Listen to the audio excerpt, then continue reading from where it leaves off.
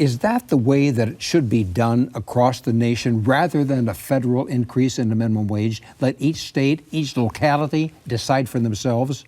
Yeah, I think you have to do both. In other words, I think both. The way it's... What's both? Both is this. I think the federal government needs to set a floor, but we should not prevent counties or metro areas from going further, given their costs of living and what it takes to be able to work and to raise a family in some of those areas. So the federal government should keep a floor, and then states that can go higher and cities that can go higher should go higher. But there should be an expectation that federally we will get to a $15 minimum wage. There is not one example, Dean, since 1947, which I think is when we first started having a minimum wage, there's not one example of a jurisdiction raising the minimum wage and finding that it led to a flight of businesses and led to a flight of citizens trying to escape the higher minimum wage.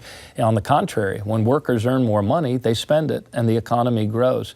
So I think our federal government should pass a $15 minimum wage, phased in if you must over years. But if other counties can get there first. In my own state, I was only able to get us up to 1010 before I left office. But 2 of our counties went to 1280.